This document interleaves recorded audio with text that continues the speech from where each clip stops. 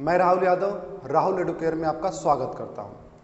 बच्चों, हम लोग पॉलिनोमियल्स को पढ़ रहे थे और उसके बाद के जो आगे के हम लोगों ने वीडियोज देखा था उसमें हमने क्या किया था, पॉलीगॉन को भी पढ़ लिया था। ठीक है, अब पॉलीगॉन को पढ़ने में हम लोगों ने क्या किया था, पॉलीगॉन से कैरेक्टरिस्टिक को देखा था, पॉलीगॉन होता क्या है, ठीक है, किसे पॉलीगॉन कहते हैं, और उसके बाद उसके काइंड्स जो होते हैं जैसे ट्रायंगल हुआ, क्वाड्रिलेटरल हुआ, पेंटागन हुआ, हेक्सागन हुआ, हेप्टागन हुआ, ऑक्टागन हुआ, इन सबों के बारे में भी हमने चर्चा कर लिया था। ठीक है, जिसमें हम लोगों ने ट्रायंगल के बारे में पूरा डीप स्टडी कर लिया था।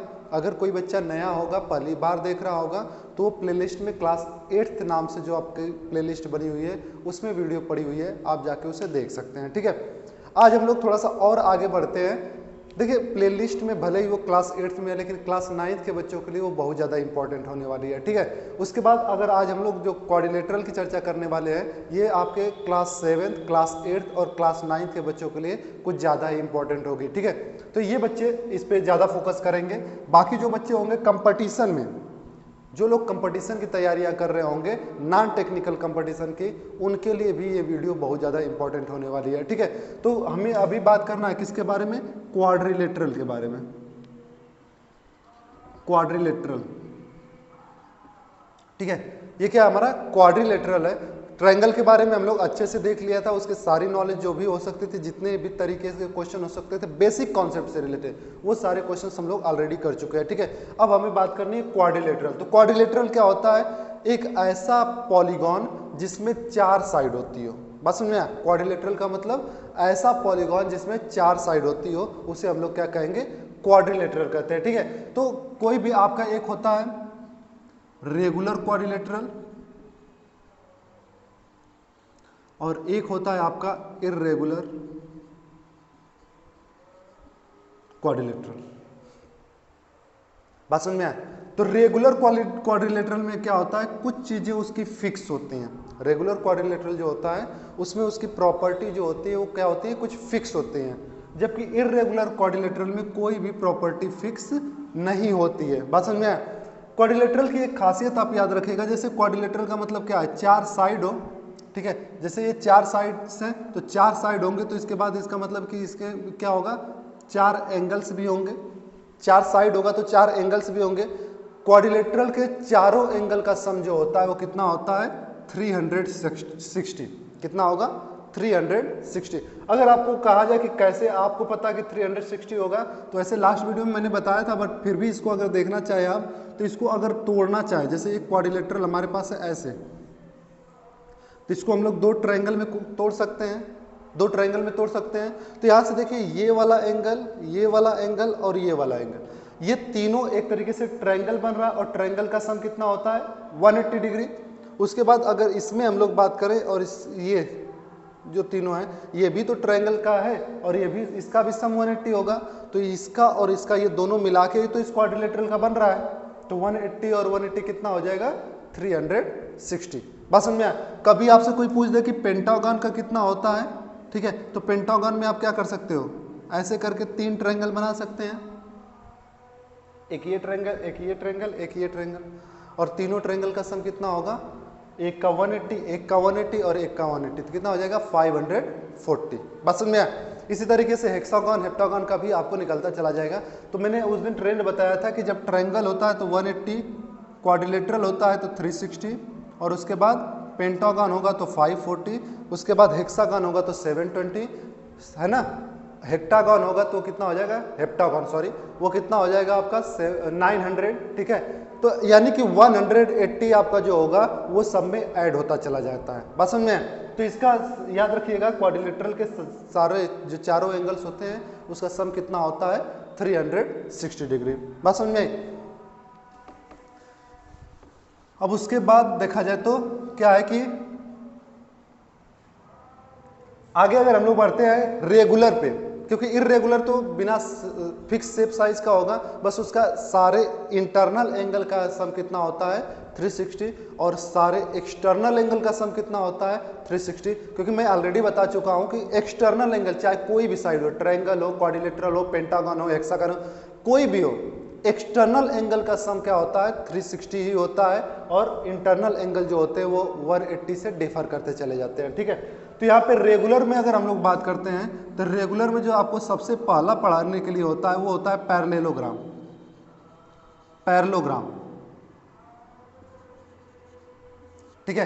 पैरेललोग्राम में क्या होता है, पैरेललोग्राम में आपका ऐसा फिगर होता है, सारे की कैरेक्टरिस्टिक याद रखिएगा, स्पेशली बच्चे जो आपके 7th 8th 9th के, ये तीनों बच्चे कुछ ज़्यादा इस पे कंसंट्रेट करेंगे।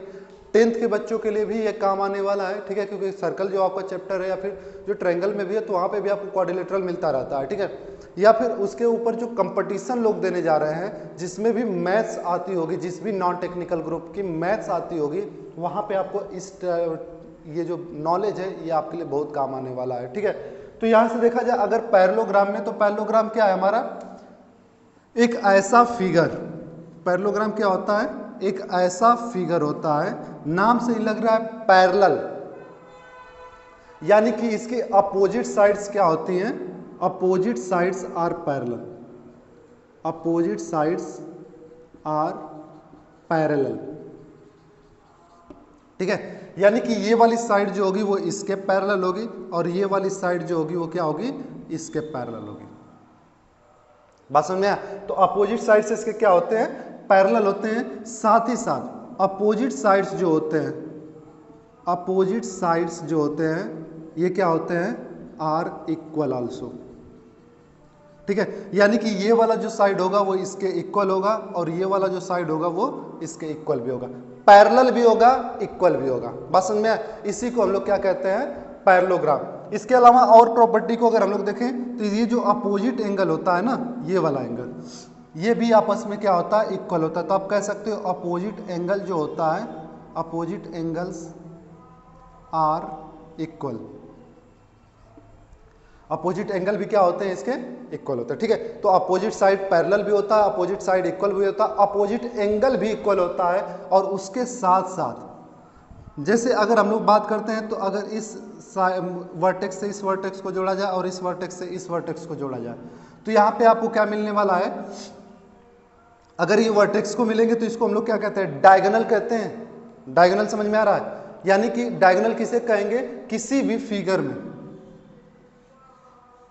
किसी भी फिगर में non adjacent side, non adjacent vertex भी आप कह सकते हो। नॉन एडजेसेंट वर्टेक्स जो होता है, इनको जोड़ने वाली जो स्ट्रेट लाइन होती है उसे हम लोग क्या कहते हैं, डायगोनल कहते हैं। बात समझ में आया? जिसको भी आप जोड़ सको वो आपका क्या कहलाएगा, डायगोनल कहलाएगा। बात समझ में आ रहा है ना? जैसे इसको भी आप जोड़ सकते हो, तो ये सारे के सारे इसमें क्या कहे जाएंगे, इसको इसका डायगोनल कहा जाएगा। बात समझ में आया? तो डायगोनल क्या होता है, देखो मैंने आपको ऑलरेडी बताया था कि जब भी कोई एंगल बनता है, जैसे ये एंगल बनेगा और ये एंगल ऐसे बना, तो यहाँ पे एक एंगल ये बना और एक एंगल ये बना, ठीक है। तो ये दोनों एंगल क्या कहे जाएंगे आपस में, एडजेसेंट एंगल कहे जाएंगे। क्यों कहे जाएंगे, क्योंकि इनका जो आर्म है वो कॉमन है। किसी भी दो एंगल में एक कॉमन आर्म होगी तो उस एंगल को हम लोग एडजेसेंट एंगल कहते हैं, ठीक है।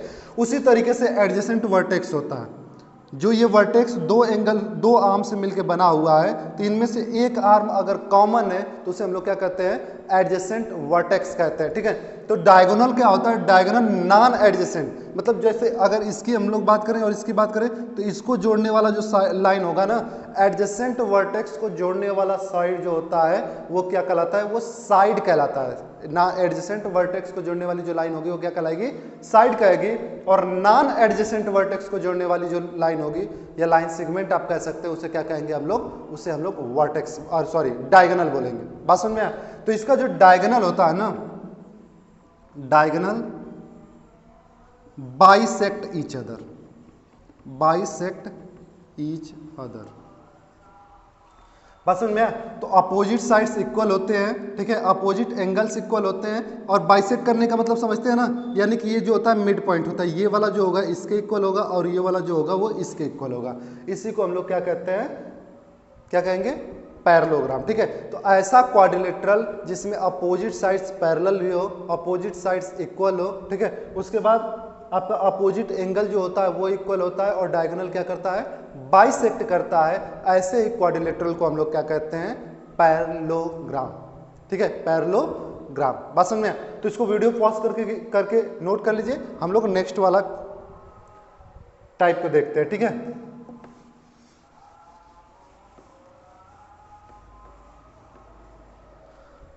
देखिए नेक्स्ट में क्या है आपके पास, पैरेललोग्राम के बाद बारी आती है रेक्टेंगल की। ठीक है, तो रेक्टेंगल क्या होता है आप लोग जानते ही होंगे। एक चीज ध्यान रखिएगा कि पैरेललोग्राम की पूरी प्रॉपर्टी जो होती है वो रेक्टेंगल में होती है। बात समझ में आया? पैरेललोग्राम की पूरी प्रॉपर्टी क्या होगी, रेक्टेंगल में होती है। ठीक है, मतलब समझ रहे हो ना कि ये यानी कि रेक्टेंगल में भी अपोजिट साइड पैरेलल और इक्वल होगा, रेक्टेंगल में भी अपोजिट एंगल जो होगा वो इक्वल होगा, और रेक्टेंगल में डायगोनल क्या करेंगे, बाइसेक्ट करते हैं। बस समझे? यानी कि पैरेललोग्राम, अगर आप एक तरीके से कहा जाए कि एक रेक्टेंगल जो होता है ना वो पैरेललोग्राम होता है, मतलब एक रेक्टेंगल को जो कह सकते हो आप पैरेललोग्राम कह सकते हो। ठीक है, लेकिन कभी भी पैरेललोग्राम को रेक्टेंगल नहीं कह सकते। रेक्टेंगल को पैरेललोग्राम कह सकते हैं बट पैरेललोग्राम को रेक्टेंगल नहीं कह सकते हैं, क्योंकि रेक्टेंगल में कुछ चीजें डिफरेंट होती हैं। क्या डिफरेंट होती हैं? जैसे मान लीजिए आपके पास ये फिगर है, ये रहा, मान लीजिए आपके पास ABCD फिगर है। ठीक है, तो याद रखिएगा इसको भी, कोई भी फिगर बनाते समय जब भी हम लोग कोई साइड की बात करते हैं तो हमारा ऑर्डर सेम होता है। ठीक है, अगर हम क्लॉकवाइज में जाएं या फिर एंटी क्लॉक में, जैसे मैं एंटी क्लॉक में गया हूं ना ABCD, आप कभी ऐसे नहीं करोगे कि AB और इधर कर दो C और इधर कर दो D, और फिर आपको इसको इसका नाम देना होगा ना। अगर ऐसे आपने कर दिया तो आप कभी ABCD नहीं कह सकते, आप इसको ABDC कहेंगे। ठीक है, यानी कि आप या तो ऐसे चलें नाम लेते हुए, या तो आपका मन करे तो आप ऐसे चले नाम लेते हुए ACDB। मतलब आपको वर्टेक्स जो होंगे ना, आपको जब चलना होगा नाम लेते समय तो हमेशा एडजेसेंट वर्टेक्स का नाम लेते हैं। बस सुनिए, और एडजेसेंट वर्टेक्स अभी मैंने समझा दिया, जिसमें आम क्या हो, कॉमन हो। ठीक है, तो इसलिए अगर आपके पास मान लीजिए ये ABCD क्या है, रेक्टेंगल है, फिगर है, मान लीजिए अभी रेक्टेंगल आपको नहीं पता है, ये सारी चीजें इसके अंदर है, मतलब ये इसके पैरेलल है, ये इसके पैरेलल है। ठीक है, ये इसके इक्वल है, ये इसके इक्वल है, बस उनमें, और डायगोनल बाइसेक्ट कर रहा है, डायगोनल बाइसेक्ट कर रहा है, मान लीजिए ये इसके इक्वल और ये वाला इसके इक्वल। ठीक है, तो हमें नई की चीज क्या मिलती है, नई चीज ये मिलती है कि each angle is 90। Rectangle parallelogram में 90 होगा कि नहीं होगा कंफर्म नहीं है, बस उसको एंगल इक्वल दिखाया जाता है अपोजिट में, जबकि 100% श्योर है कि रेक्टेंगल जब भी होगा तो एंगल कितने का होगा, हमेशा 90 का होगा। इसलिए जो फिगर में 90 होगा वो पैरेललोग्राम भी कहा जाएगा, रेक्टेंगल भी कहा जाएगा। यानी एक रेक्टेंगल जो है वो पैरेललोग्राम कहा जा सकता है, लेकिन एक पैरेललोग्राम रेक्टेंगल नहीं कहा जा सकता है। जैसे आपके पास ऐसे करके एक फिगर दे दिया जाए, कहा जाए ये 60 है, ये 120 है। ठीक है, उसी तरीके से ये भी आपका 60 हो जाएगा, क्योंकि अपोजिट एंगल इक्वल होता है, और ये 120 हो जाएगा। ठीक है, अब ये पैरेललोग्राम हो सकता है, ये पैरेललोग्राम हो सकता है, लेकिन ये कभी रेक्टेंगल नहीं हो सकता, क्योंकि रेक्टेंगल में एक क्राइटेरिया फिक्स हो जाती है कि वो 90 होना चाहिए एंगल। बस समझ में आया? तो इसका ईच एंगल कितना होता है, 90 होता है। और दूसरी बात इसके साथ क्या होता है, डायगोनल्स जो होते हैं, डायगोनल्स जो होते हैं वो इक्वल होते हैं। डायगोनल्स क्या करते हैं, डायगोनल्स जो होते हैं वो इक्वल होते हैं। बस समझ में आया? तो यहां से आपका डायगोनल, यानी कि पैरेललोग्राम से रेक्टेंगल सिर्फ दो प्रॉपर्टी में अलग है। एक तो सारे एंगल इसके कितने के होंगे, 90 के होंगे, और दूसरा हम लोग क्या कह सकते हैं कि इसके जो डायगोनल्स होते हैं वो क्या होते हैं, इक्वल होते हैं। जबकि पैरेललोग्राम में ये दोनों केस पॉसिबल हो भी सकते हैं, नहीं भी हो सकते हैं। यानी कि आप कह सकते हो कि ये जो रेक्टेंगल है वो पूरा पैरेललोग्राम की प्रॉपर्टी, देखो पैरेललोग्राम की प्रॉपर्टी तो यही है, रेक्टेंगल में भी वो चीजें हैं, इसका मतलब रेक्टेंगल पैरेललोग्राम हो सकता है, बट रेक्टेंगल के पास कुछ स्पेशल प्रॉपर्टी अलग से आ जाती हैं जो कि पैरेललोग्राम के पास नहीं होते। तो पैरेललोग्राम कभी रेक्टेंगल नहीं बन सकता। बात समझ में आया? बात समझ में आ रहा है ना? तो इस चीज को भी नोट कर लीजिएगा। ठीक है, यानी कि रेक्टेंगल में आप ये चारों प्रॉपर्टी के साथ साथ इस प्रॉपर्टी को भी रख लेंगे। ठीक है, आइए बात करते हैं उसके बाद नेक्स्ट जो हमारा रेगुलर पॉलीगॉन होता है उसे कहते हैं हम लोग what, it is known as rhombus.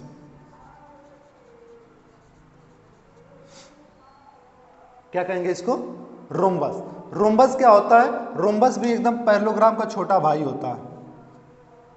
ठीक है, रोम्बस क्या होता है, पैरेललोग्राम का छोटा भाई होता है। भाई का मतलब समझ रहे हैं? फिर से वही बात, अपोजिट साइड्स पैरेलल होंगी, अपोजिट साइड्स इक्वल होंगी, अपोजिट एंगल्स इक्वल होंगे और डायगोनल जो होंगे इसके भी क्या करेंगे, बाइसेक्ट करेंगे। यानी कि पैरेललोग्राम की पूरी प्रॉपर्टी जैसे रेक्टेंगल में होती है ना, वैसे ही रोम्बस में भी हो जाती है।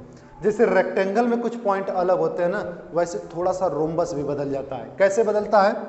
जैसे अगर हम लोग बात करें, मान लीजिए कि ये हमने रोम्बस बना दिया, ठीक है, रोम्बस बना दिया, इसको मैं थोड़ा सा साइड कर लेता हूँ, ठीक है। यहाँ से रोम्बस में थोड़ी सी चीज़ें क्या अलग हो जाती हैं, किसके जो ईच साइड्स, या फिर आप कह सकते हो all sides are equal, all sides are equal, मतलब इसके जितने भी साइड्स होंगे सारे आपस में, यानी कि ये वाला इसके भी बराबर होगा, इसके भी बराबर होगा, इसके भी बराबर होगा। तो देखिए पैरेललोग्राम के हिसाब से ये वाला इसके बराबर होना चाहिए, वो है, ये वाला इसके बराबर होना चाहिए, वो है, लेकिन इसमें नया क्या है, ये चारों एक दूसरे के बराबर होते हैं।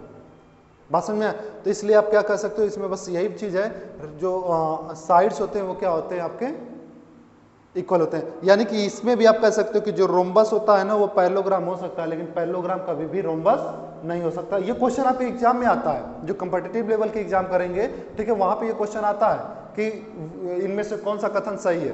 उसके बाद 4 ऑप्शन दे देगा, all parallelograms are rectangle, all parallelograms are rhombus, all rhombus are parallelogram, या फिर all parallelogram are side of all parallelogram equal, ऐसे करके क्वेश्चन दे देगा, आप फंस जाओगे। ठीक है, मैं भी क्वेश्चन आपको प्रैक्टिस कराऊंगा कैसे कंपटीशन में आपके क्वेश्चन आते हैं, बट अभी कॉन्सेप्ट समझते हैं। ठीक है, कॉन्सेप्ट समझे रहेंगे तो क्वेश्चन कितना भी कान घुमा के पकड़े हम उसको टैकल कर सकते हैं। ठीक है, तो यहाँ पे देखिएगा इसके क्या हो जाता है, एक नई चीज हो जाती है कि सारे साइड्स इसके इक्वल होते हैं, और एक और नई चीज इसके अंदर होती है, और वो होती है डायगोनल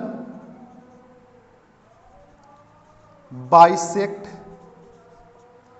परपेंडिकुलरली।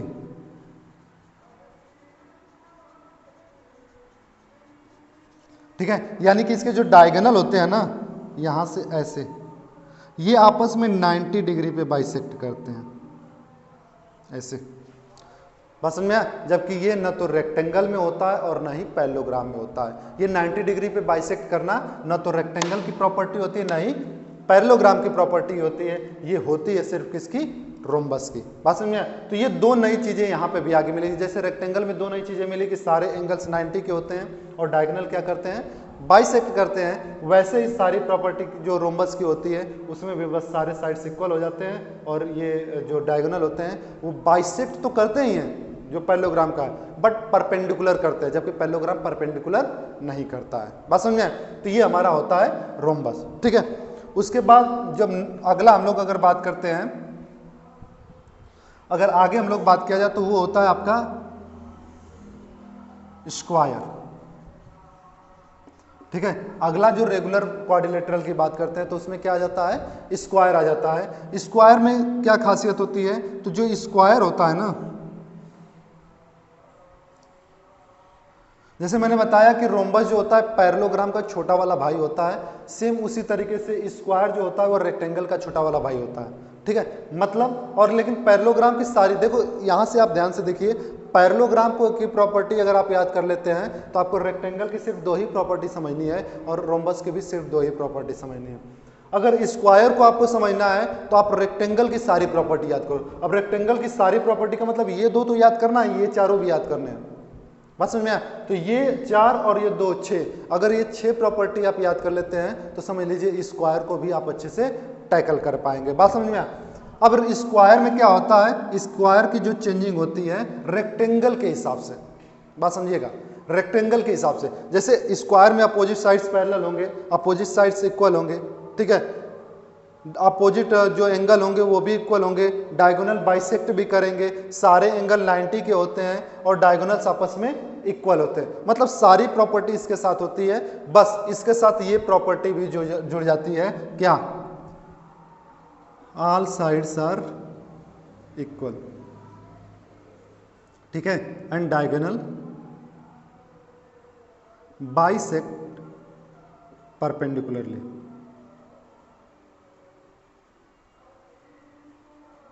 बस समझ में आया?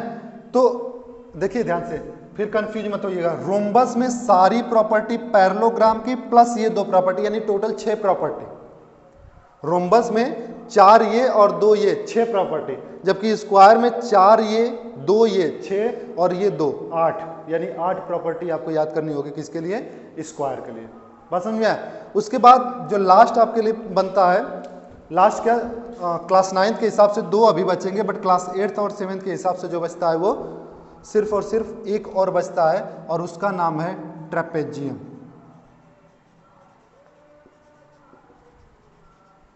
ट्रेपेजियम, ठीक है।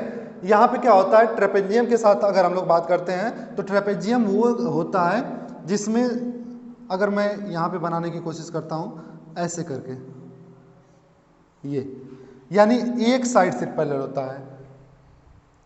पैरेललोग्राम में दोनों साइड्स पैरेलल होते हैं अपोजिट में, जैसे ये वाला अपोजिट वाला इसके पैरेलल और ये वाला इसके पैरेलल, लेकिन पैरेललोग्राम में सिर्फ कोई एक ही पेयर पैरेलल होगा, दूसरा पेयर पैरेलल नहीं होगा। तो आप लिख सकते हो a pair of opposite side, a pair of opposite side are parallel.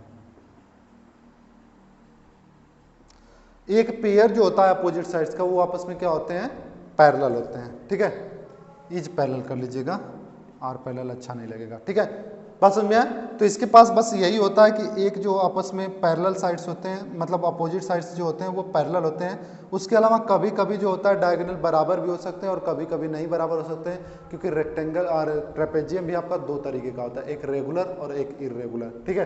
Regular में क्या होता है कि जब ये वाला साइड इसके इक्वल हो जाएगा, ठीक है। जैसे मान लीजिए हमने ट्रेपेजियम बनाना है तो हम ऐसे भी ट्रेपेजियम बना सकते हैं, बस ये इसके पैरेलल तो हमको दिखाना है, या तो हम इसको ऐसे भी ट्रेपेजियम बना सकते हैं जिसमें ये वाला इसके इक्वल हो और ये वाला इसके पैरेलल हो। तो इस केस में डायगोनल इक्वल नहीं होते क्योंकि इसको इर्रेगुलर बोला जाता है, बट इस केस में ये जो डायगोनल दोनों होंगे ना ये इक्वल हो जाएंगे। ये छोटे लेवल पे आपको नहीं समझना, 9th वाले बच्चों को इसको ध्यान रखना होगा, इर्रेगुलर और रेगुलर वाले को, बात समझे। उसके अलावा कंपटीशन वाले बच्चों को तो और ज़्यादा अच्छे से ध्यान रखना पड़ेगा, क्योंकि वहाँ पर कुछ भी कान घुमा के पकड़ा जा सकता है, ठीक है। तो इतना समझ में आया आपको। एक और फिगर होता है जिसको हम लोग कहते हैं काइट। मैं इस इर्रेगुलर वाले को डिलीट कर दूं ना, ठीक है। चलिए एक और रेगुलर फिगर होता है जिसको हम लोग कहते हैं काइट, ठीक है। ये काइट भी कंपटीशन के लिहाज से बहुत महत्वपूर्ण होता है। इसमें अ पेयर ऑफ एडजेसेंट साइड जो होता है ना वो इक्वल होता है, यानी ये इसके इक्वल होगा और ये इसके इक्वल होगा, बस समझ में आया। और अ पेयर ऑफ अपोजिट एंगल भी क्या होता है, इक्वल होता है। एक पेयर तो दूसरा वाला अपने आप ऊपर नीचे हो सकता है, ठीक है। बस इस चीज़ को ध्यान रखिएगा, अ पेयर, इस बात को ध्यान रखिएगा। तो अ पेयर ऑफ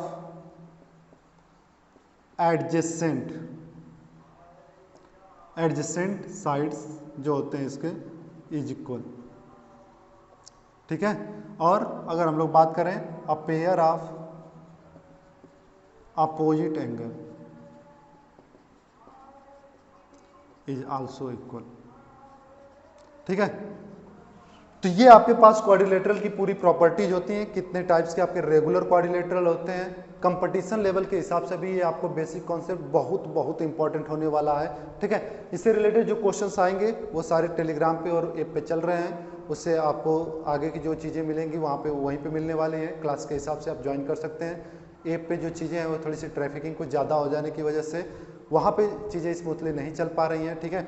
नए बच्चों को इंक्लूड करना मुश्किल हो जा रहा है, इसलिए जो भी बच्चे अभी नए जुड़ना चाहते हैं वो आपको टेलीग्राम पे डाउनलोड करके उस पर जाइए और राहुल एडुकेयर नाम से सर्च कीजिए, उसको आप ज्वाइन कर लीजिए। ज्वाइन करने के बाद मुझे एक बार मैसेज जरूर कर दीजिए, फिर उसके बाद आपको आपके ग्रुप में वहाँ पे जोड़ दिया जाएगा। ज्वाइन करेंगे राहुल एडुकेयर का तो वो जनरल चैनल है, सबके लिए चैनल है, ठीक है। बट आपका अपना ग्रुप क्लास 8 का, क्लास 7 का, वहाँ से आपको मैं अलग से ऐड करूँगा, ठीक है। तब तक के लिए बस इतना ही रखते हैं आज के लिए, ठीक ना। नेक्स्ट वीडियो जब हम आएंगे तो कुछ क्वेश्चंस लेकर आएंगे क्वाड्रिलेटरल से रिलेटेड कि क्वाड्रिलेटरल को हम लोग कैसे सॉल्व करेंगे, ठीक है। वो आपके कंपटीशन के लिए भी काम आएगा और आपके अपने क्लासेस के लिए तो काम आएगा ही आएगा, ठीक है। तो आज के लिए बस इतना ही। Thank you very much.